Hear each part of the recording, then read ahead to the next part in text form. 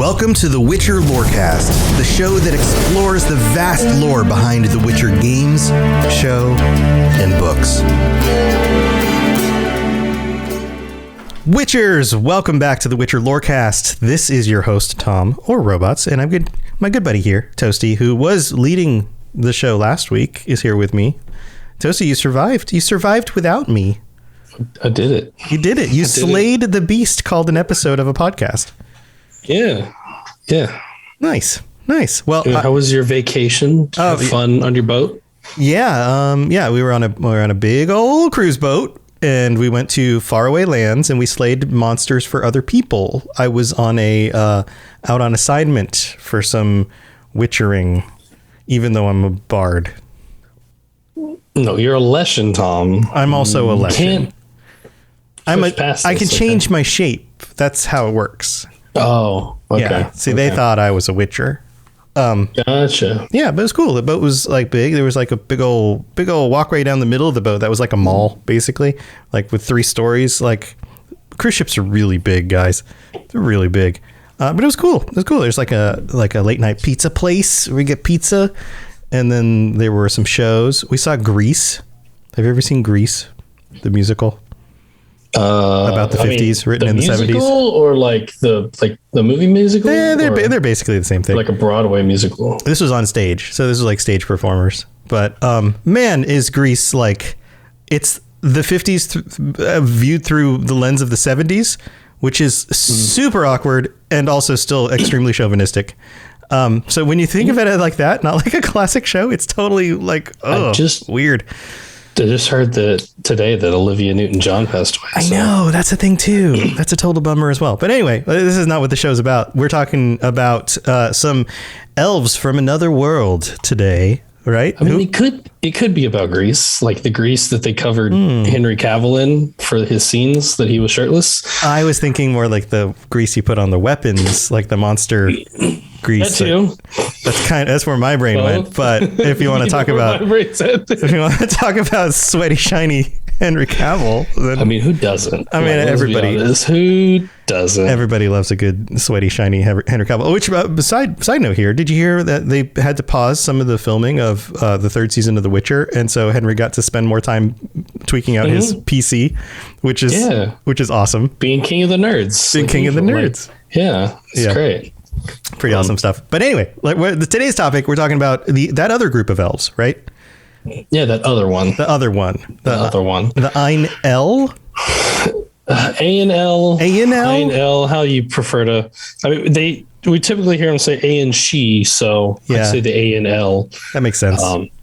So my brain just reads it as Aen when I'm reading, But I guess you know what I did do in order to kind of refresh myself on the books. I purchased the audio versions of the books, thinking I would listen to them while on my cruise, and then I didn't listen to them at all. Yeah, I don't know. I might reread them. Yeah. I think I'm more likely to just read them than listen to them. Anyway, so the Aen Elle, these are the elves from another world. They're the ones who don't live in the continent, right? Exactly. I'll start this off a little bit of an excerpt from the book in The Witcher 3 called The Aen she and the Aen Elle. They, the Aen she, look to their mythical cousins for salvation. To the Aen Elle, the Alder folk. The Aen Elle are said to dwell in another world or possibly another plane to which they traveled during the Mythic Age of Migration, and from which they at times journey to visit our world. Legend claims. Can we pause here? Can we pause here for just a moment? Because we're getting like words that are used in a different context here, probably because it's coming from this group of elves and their names for things. Mm-hmm. So like the Mythic Age of Migration, is this like the general term for the time after the conjunction? So the Age of Migration happened before the conjunction. Okay, so that's before. I think we talked about it a little bit, it's like a way back thing, like episode 1 or 2 or something. Right. It's been a year. But I do have a little bit more on it, but why not? I'll say it right now. Basically, back on like their home world, they were known as one race called the Aen Undad, and because their world was on the brink of destruction and collapse, the Aen Undad split into two different cultural groups called the Aen She and the Aen Elle. And the Aen She boarded their ships and sailed to the continent. So this was the Age of Migration. Yes. And then the Aen Elle found their way onto another world. We're not entirely sure exactly how they did it, but they did. Right. So, yeah. Also is interesting of note here that they're called the Alder folk, not the Elder folk. And the phrase elder comes, I believe, originally from Tolkien and his works with elves. And so many other fantasy stories have used variations on that. The variation here starts with an A rather than an E, which is interesting. Yeah, I think it's like the kind of a distinction because I believe the Aen She and like the other like dwarves and halflings and such are like the elder folk. So I guess to distinctionize a little bit. Yeah, alder folk rather than elder folk. Yeah. Legend claims a gate between the worlds could be open, allowing the Aen Elle to ride their downtrodden brethren to their downtrodden brethren's rescue. These are, however, mere fables, naive fairy tales this race condemned to extinction uses to provide itself small comfort in these their last sad moments. So they're like, we're hoping our elf friends come save us one of these days, and it's like, yeah, it's not going to happen. We know what the Aen Elle do whenever they decide to take a trip to this dimension. So, but you know, we'll get to that. So the Aen Elle, when the elder speech, people of the Alders or Alder folk, are elves who inhabit another world and are culturally distinct from the Aen She elves. When all elves were known as the Aen Undad, their ancestral homeworld was at the brink of destruction. They left for new worlds long before the conjunction of the spheres. Right. So this is before, right? Yeah. They split into two distinct cultures. These elves that arrived on a new world were to be known as the Aen Elle, and the elves that arrived on the continent were to be known as the Aen She. Right. So it wasn't the conjunction that caused them to change locations. They were already migrating before that.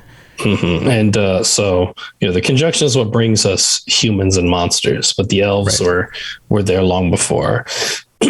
Upon arriving in what would come to be known as the world of the Aen Elle encountered one sentient species already living there, the unicorns. I love this. Yeah. That there are these smart, self-aware unicorns running around. You know, some of this might sound familiar compared to like our Wild Hunt episode, because some of these details are the same, obviously, because the Wild Hunt comes from this race of elves. They are constantly at war with the unicorns, likely because the Aen Elle seek to use the natural ability of the unicorns to travel through space and time, of powers they possessed themselves before the conjunction of the spheres. So they lost the ability to do this. So now they have to use the unicorns to travel. I'm getting pictures of like elves on the backs of unicorns, like jumping through portals. I think it's more like slaughtering or like subjecting unicorns to slavery in order to open gates. Yeah, but it's a much prettier picture to think of, like elf guy on the back of a pretty pony jumping through a portal. Yeah, but like, that's not how it actually works. We see the Aen Elle we see, they aren't exactly that pretty, to be honest. So yeah, right. All of the details in this image in my head are wrong. So don't imagine that. They frequently use the Wild Hunt to plunder other worlds and kidnap humans to use as servants. Mountains of human bones have been discovered on their world, killed by Aen Elle, although it is unknown if the humans already lived on this world before the Aen Elle, were brought by the conjunction of the spheres, or if they were slaves. So they just like to collect the bones then, regardless of where they came from. Well, like it's just, I mean, I think it's just kind of like keeping things tidy. I mean, like the lifespan of elves is significantly like longer, and compared to like humans, and then like humans in like captivity or like slavery, working who knows what under what kind of conditions, probably shortening their lifespan. It's just a little odd to me that like they keep these bones just piled up. Like they didn't find another way to dispose of them, or like, I mean, I get the imagery. The imagery is like there have been a lot of humans who have succumbed to the terrors of whatever this is that they've been doing, right? Like, I get the imagery of it. It's almost like a hellscape. But at the same time, like, if like in our real world, we butcher lots of cows because we eat them, and then we dispose of the bones. We don't pile them into mountains, right? Like, it's like there's like, I'm just gonna make mountains out of bones because it'll just warn people not to revolt if they're slaves. Yeah. The king of the alders, Oberon Meerstak, governed his people from the capital city of Aen Elle. Their language, the Elilon, is a variant of Elder speech, and the average lifespan of the Aen Elle was about 650 years. So, it's pretty long. Pretty long time. Yeah. Aen Elle is the capital of the world of the Aen Elle and was governed by Oberon Meerstak. The river... Aesnad. These names. Aesnad. Aesnad. Yeah. Easnadh. How do you think you pronounce that? Aesnad? Aesnad, something like that. Yeah. The river Aesnad runs through it. According to Siri, the city has a look similar to that of Sherowed. What's Sherowed? Sherowed? You familiar with Sherowed? It's an old elven like ruin that's in Kaidwen. Yeah. So similar kind of design. Yeah, it stands for architectural. Shara's Child. That's what it was named. There's so according to the wiki, it says was an ancient elven palace which lay in the forest of Kaidwen, like you said before. It was destroyed more than 200 years ago. At the heart of the granite and marble palace was a fountain and a rose bush covered with beautiful white lilied flowers adorned with silver drops on the petals, a symbol of hope for the elves. So it probably had very similar granite and marble structures. I would assume that that's probably some similarity there. Yeah. Its buildings are described as light, open on all sides, thus resembling gazebos or arbors, seeming so airy, delicate, and ephemeral that they actually look not like buildings, but phantoms of buildings. Like they building are ghosts? Like building ghosts. Ghost buildings. Ghost buildings. They are built of marble, alabaster, and malachite, and adorned with stucco, terracotta, and mosaics. There are many bridges and terraces, peristyls, cloisters and balconies, sculptures, and monuments. Grand elven city that wasn't impacted by the touch of humans, essentially. Yeah, I mean, it sounds like this might. Speaking of things that aren't pretty, this actually sounds like something that could be very beautiful. I have to wonder if they're in sight of the mountains of bones. If you've got like beautiful city and then you've got like countryside of like bone mountains. Maybe. I don't know. I would imagine they're like probably built like underground or something. Like they're like some mountains of bones, like probably like hyperbole for like catacombs, essentially. Yeah, maybe. Because they probably have like grand elven tombs for like, you know, the elves that die not very often, to be fair. Like they live a very long time. But like then the humans, they just like, let's just throw them underground in tunnels or something. Like they don't care about the humans that they're making slaves. So like, what does it matter to them how they dispose of the bodies? Yeah. That's dirty elves.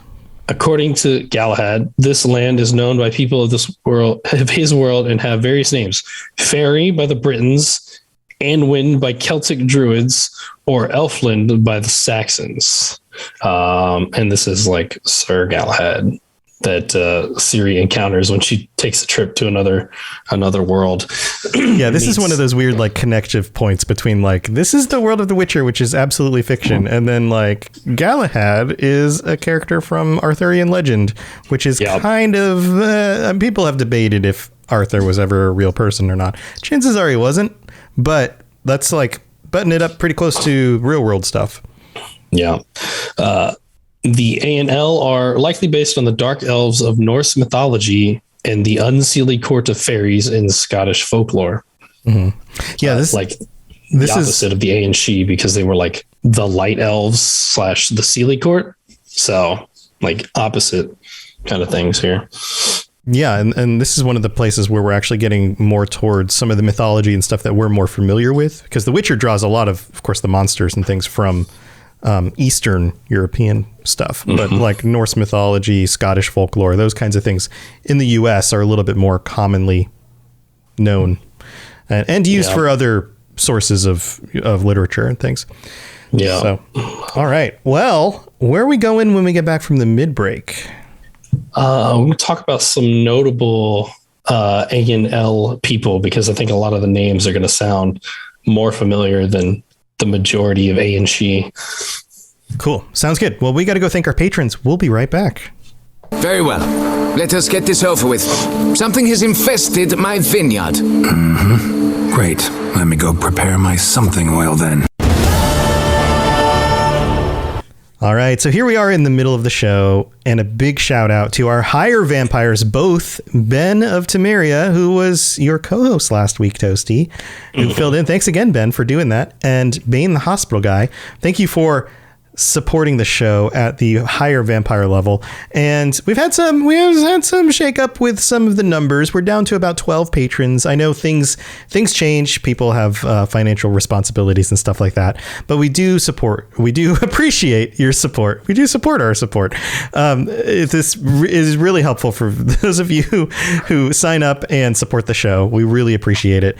Also, we're getting closer and closer to the end of the year, where we're going to set up the next set of t-shirts to go out. And t-shirts have been rolling out. Some of you guys have been posting pictures. If you sign up as a tier 4 or higher, you get t-shirts every 3 months. And if you sign up as tier 3, you get sticker versions of these. And the shirts that we did, that only our patrons have pictures of monsters, and then they have letters, like a written note with the monster about like the Witcher contract that's out to kill that monster. And Toasty and I wrote all these up. They're a lot of fun. So if you want to get in on that, you've got a few more months left to sign up and make sure that you get into the first year. The benefit of getting in now is that once you get in now, if you stick around for when the second year comes out, then you'll get double shirts for a while. So those will be up in a few months. We'll be starting our second year of shirts. So now's a good time to sign up if you want to make sure you get the first year stuff. If you don't get in for the first year stuff, they go away and you never get another chance to get them ever again. So they're very limited edition, only on Patreon, never sold in the Robots Radio store. None of that stuff. Toasty and I don't even get to have these shirts. They're only for you guys. So go check that out. All of that can be found at patreon.com/Witcher Lorecast. And also, if you want to leave us a rating and review on Apple Podcast, we'd really appreciate the support. We haven't had one in a while. So if you leave a 5-star review, we've got some ratings that have come in, but if you leave a 5-star review with some words, we'll read it out on the future episode of the show. We'll get your words on the show as a way of saying thanks. And that really does help. It lets people know that, hey, this is a show worth listening to, and helps expand our audience. So we'd appreciate that. That's all we got for the middle of the show this week. Let's move on with some notable Aen Elle. Here we go. You smell of death and destiny, heroics and heartbreak. It's onion. Right, yeah. So Sean in the live chat just posted, yes, thanks for the sweet t-shirt. Everyone should join the Patreon just for the swag. I'm glad you appreciate it. I'm glad you enjoyed it. Well, that's awesome. Blake's gassing me up over here. All right. So what next? Who are we talking about? So we got quite a few names. I think people are going to recognize stuff. So if you've, name may not be as familiar, but if you've read through the books, maybe. So as we stated before, Oberon, Meerstak, King of the Alders, was the king of the Aen Elle Elves, and Aen Savhern, which we talked about last time, kind of like a special like type of elf. And you're going to see a lot more of these types of elves among the Aen Elle. Like everyone on this list, basically one, to be fair. So they're like the Elven sages. They had kind of like special like magical significance within like the elves. Gotcha. And the ruler of Tirnalia, he was determined to take back what had been stolen from the Aen Elle by Cregennan when he took Lara Doran, Oberon's daughter. To do this, he had Ciri, a descendant of the two lovers, brought to him and groomed to produce an heir. He was notably patient and never brutal, but nor would he be dissuaded from his goal. So this is stuff that happens in the books, correct? Yeah. But it doesn't happen or hasn't happened on the show yet. We have not seen this in the show, but we don't know if it will. Like, they may take a different angle with this. Like, these characters might show up. Obviously, Doran has been brought up, right? And we've even seen her in some of the imagery that we get, some of like the flashback, Ciri, weird mental magic stuff. But how this plays out in the show, we don't know yet. Yeah, and I feel like we'll get something like this. Like, they're probably going to cut out like more of like the later, like her getting sent to other worlds and whatnot. I mean, maybe, who knows? That would be really cool. That could be really cool to see. And I think, oh man, me and Ben were actually talking about it. I'm not sure if we talked about it on the show or not. We were talking about it before the episode, or after. Basically, that we've seen some of like the scenes that they've released from like season 3, and we have film from Ciri in, like, it said that they finished their filming in the Sahara. So like the portion of the story where Ciri goes to the desert, which is like, it's like, I think that's like 2 books ahead of where we're at right now. Like that's a jump. So I'm wondering, we're like kind of speculating whether it'd be like if we are actually like progressing the story that fast, or if maybe that's the end of the season. Like maybe that's like final the part scenes where we stop. Right. And like this is where things are going, but we're just kind of hinting at it. And it's like right before those parts, before she starts kind of like hopping to different places. So I don't know, maybe season 4, we're going to see this stuff come into play. Who knows? Yeah. It's kind of crazy. But Oberon died before he was able to impregnate Ciri. It's real creepy stuff. Real bummer there. Killed possibly unwittingly, possibly not, from an overdose of an aphrodisiac or performance enhancer at the age of over 650 years. The drug was supplied by Aen Elle, who viewed himself as a more suitable ruler. So he died.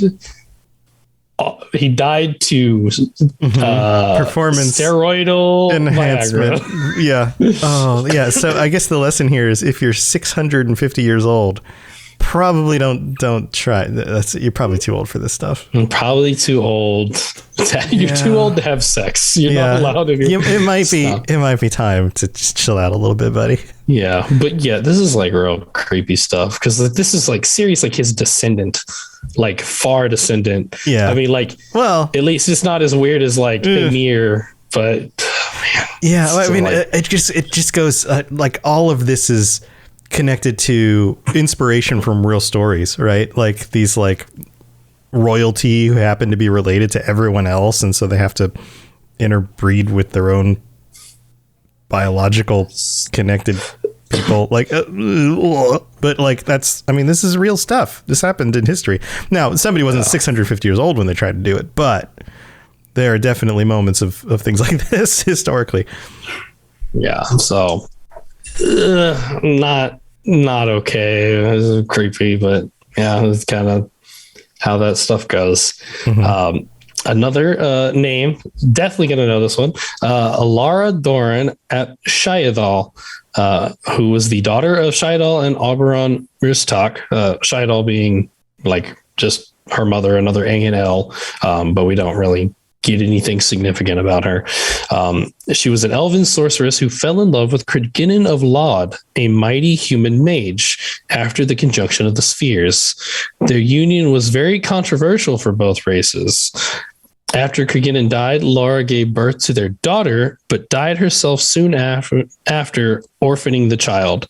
Sero, the queen of Redania at the time, adopted the half-elf girl and named her Rhiannon. And this creates the lineage all the way to Ciri. Yeah, this is the start of that lineage. Right. So, right. And of course Rhiannon. That's one of Ciri's like names. So it was like Cirilla, Fiona, Rhiannon, or something like that. So the descendants of Lara Doran, which includes Ciri, are regarded as special for their magical gifts, are considered to be very strong as they carry Hinakir, elder blood. And of course, Lara Doran was also one of these Aen Savhern. Whatever that word. Whatever that word is. Whatever that word is. It's so sorry, listeners. These words are very difficult, and so if we stumble over them. And wait until I read this next name. Oh, so bad. Oh, lordy. But before we move on to that, just real quick, like this helps clear up because we haven't really gotten too detailed into like Ciri's lineage and all of that. But the fact that she looks like a human, she is a human, but she has elven blood, and it goes way back generations to. Well, it's been, I mean, the bloodline's been diluted because it's just like, because I mean, half elf girl Rhiannon assumedly married and had children with another human, making them quarter elf, and then you just a 16th, 32nd, 64th, all the way down. But even though she's very diluted in that bloodline, it's like there's like the seeds of this like power that come with that blood, and it seems to reemerge genetically every so many generations, right? Yeah. And so that's it was the on connection. Her Ciri's mother, but it skipped Calanthe, who didn't have it. So it's kind of crazy. Right. I mean, this is the stuff we're going to start seeing way more of. Like, which is also crazy because so many of the like people in her lineage were anti-elf, and they were part elf, and they maybe didn't even know it.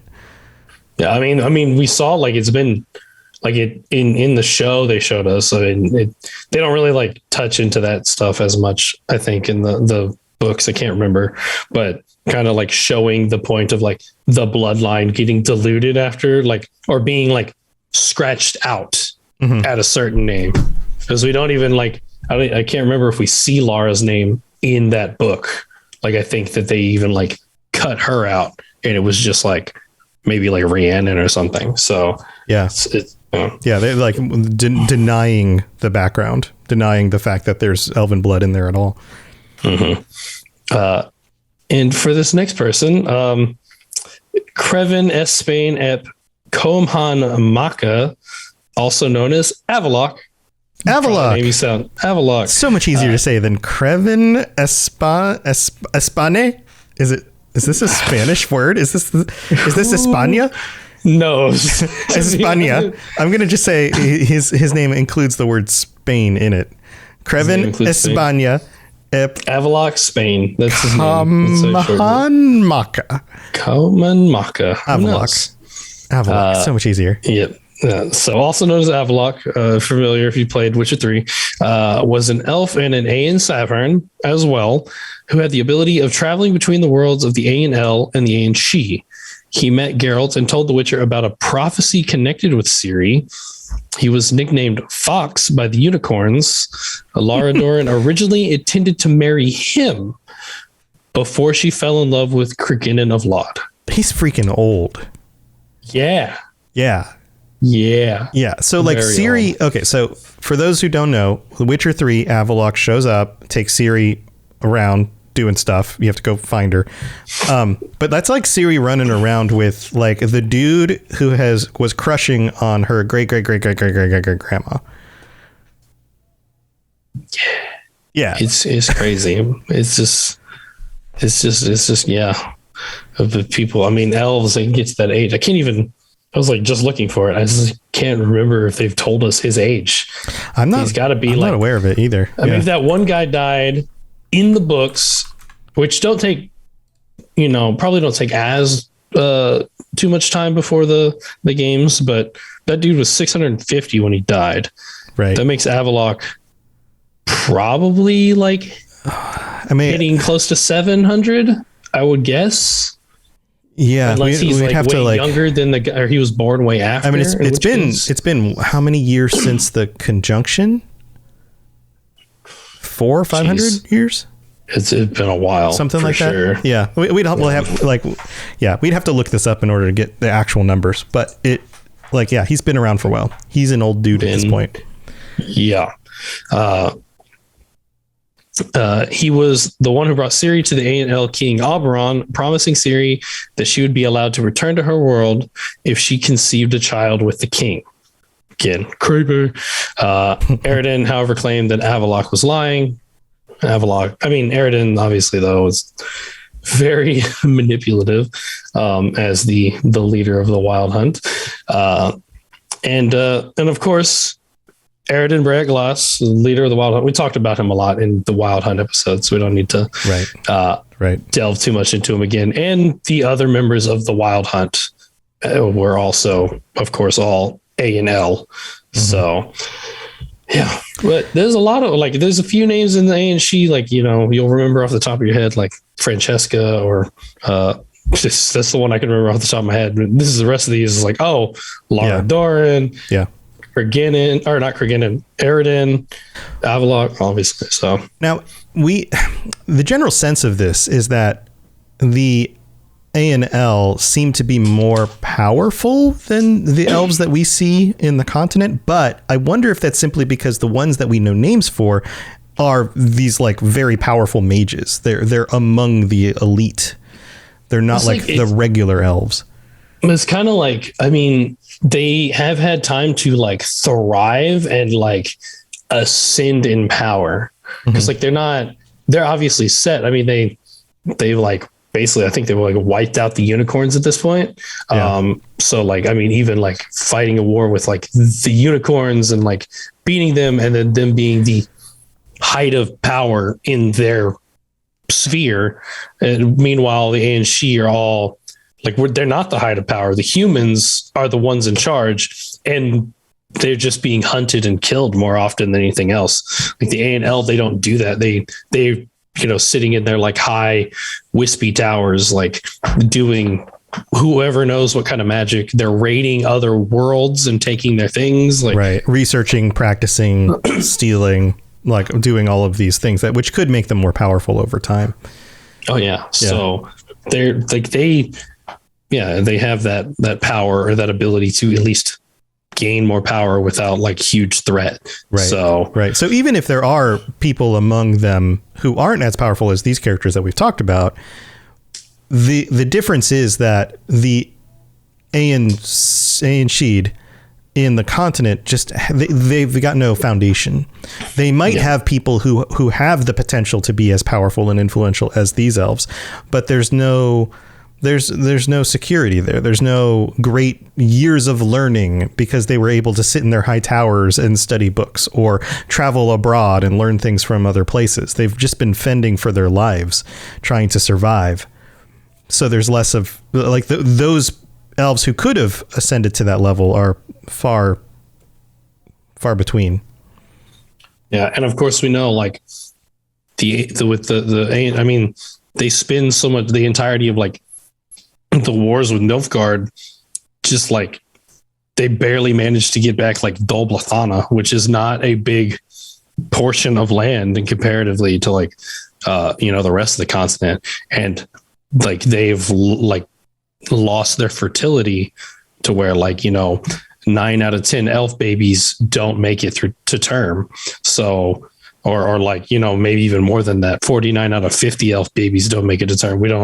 It's so little that they don't, they're not even, it's all survival for them and trying to keep going.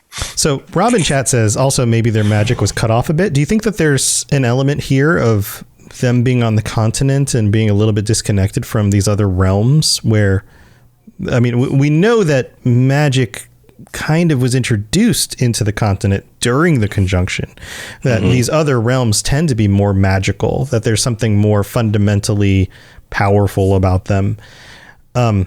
Years and years of being on the continent as an elf, do you think that maybe there's some sort of disconnect there? I know it's not explicitly stated as far as I'm aware. It's, because we know that they can obviously Francesca is a perfect example of being able to manipulate the power, but we don't see it very often. Like we see Francesca basically is like the only like example of like an Aen she that can like use magic. So it's just like maybe like those people with that capability were some of like the first to die out. And so like it's just like maybe genetically, like maybe it's like a genetic thing and like more likely, but you know, there's not as many. Cause I imagine like that's probably if I was a human and like I was trying to, I mean, I am a human. If I was a human on the continent and I was trying to like go about the best route to like exterminate a race, I know terrible like thing, obviously. Sure. I wouldn't go to, but right. You know, getting in the headspace of like, if you were evil bad guy or whatever. Right. Yeah. Like I would go after like the most powerful of them and like take them out first. And like, I have to imagine that would be the Elven spellcasters. Sure. And once those are down, like the rest of them are running for the mountains, which is exactly what happened. I mean, Philip Angel and his troop all live in they're living in the mountains on the edges of society, barely able to like survive. So if you think of the very powerful mages like nuclear weapons, then in that sense, once the humans have the ability to use magic, they've learned from the elves, they have magic users of their own.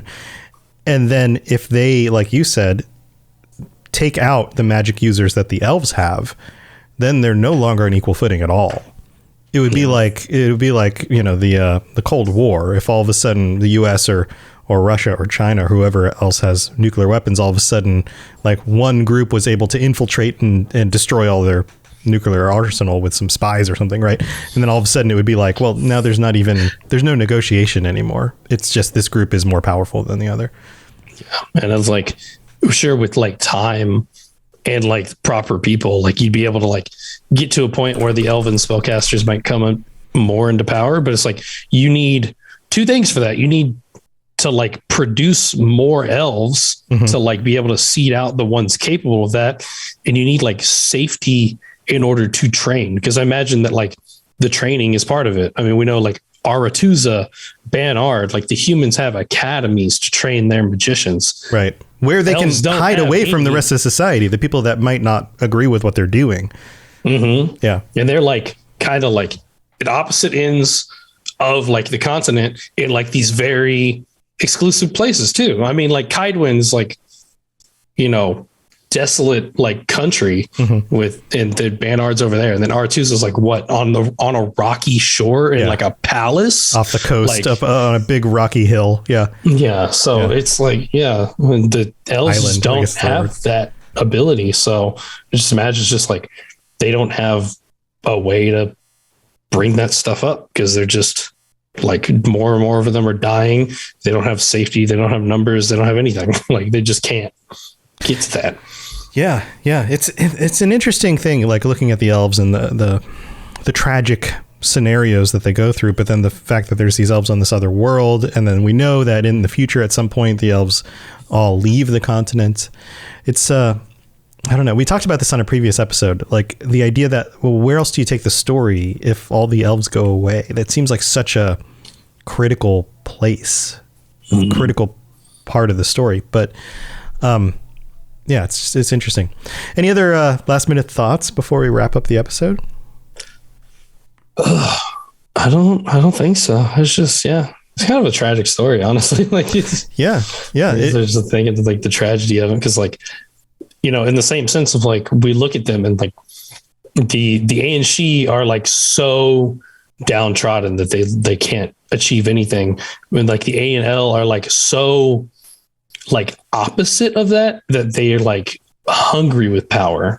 I mean, like the things that they do, I mean, see the entirety of the Witcher 3 Wild Hunt to like see like, oh, this is what happens when the Aen Elle are like too hungry for what they want. They just start like destroying things. So it's rough. So yeah, it's, I mean, everything's, and we talk about this all the time, everything's dark. And so if you have the tragedy of Elven society, the ones that are in decline and the ones that gain too much power and then they do terrible things.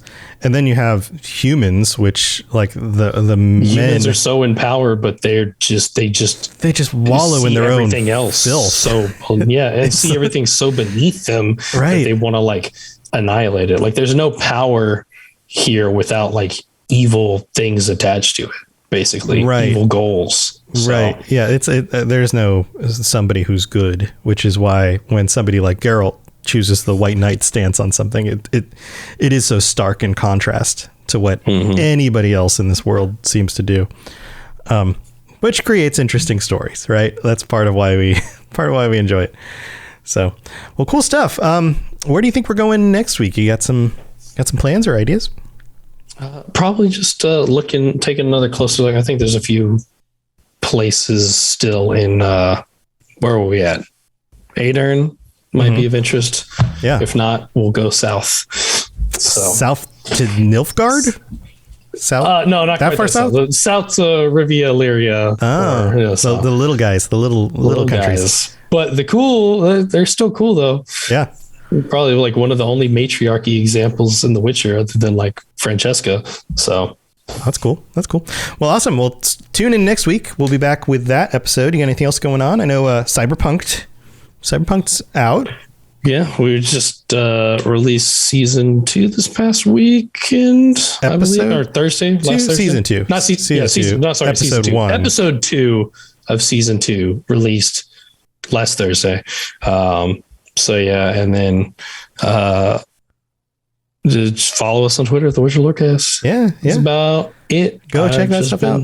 Vibing the rest of the time. Yep. I've got a bunch of other shows. So if you're into Fallout or Elder Scrolls or The Lord of the Rings, I've got lorecasts for each of those. So go check those out. And Mass Effect. Mass Effect we normally do after this episode, but Sam's moving. He's in the process of moving, so we can't do that tonight. But we'll be back next week for sure. So, but yeah, thanks for tuning in. Check out all the different shows at robotsradio.net, and we will see you next week. And until then, Stay safe on the path. see you guys later. Thanks for tuning in to the Witcher Lorecast. We'd love to hear about your experiences with the games and the books and the TV series and all your thoughts on everything. Please check out the Robots Radio Discord and follow us on Twitter at Witcher Lorecast. You've been listening to a Robots Radio podcast. Smart shows for interesting people. Check out all the shows at robotsradio.net. All right, chat. Thanks for hanging out. Good to see you guys. I was going to ask, did you end up keeping in me like plugging your shows last week? Or did you just cut it out and redo it? No, I left it. I left it in. I didn't add anything. I just I cut out a little bit of like a little bit like there were a few long pauses and some ums and uhs I cut down on, but for the most part I left everything. I plugged your shows. I was like, am I doing this right? Oh, whatever. Yeah, I just left that part. Yeah. Oh, yep. With my voice, I can't imagine it was like delightful to listen to at all. My voice was so bad last week. I was like, oh man, this is gonna suck for the people listening to this. Hey, it's all right. You just say, hey, this is what's up. Thanks for listening. But Chad, thanks for being here. I'm gonna edit a podcast. And nice. then, get it ready for when it goes out. You guys, because you tune into the live stream, get it early. So there you go. It wasn't that bad, says Ben. Cool. So look, Ben, you're going to say that regardless. So I'm going to take my word for it. All right, dude. Well, I'll see you later. Have a good week. All right. Bye, everybody. See you.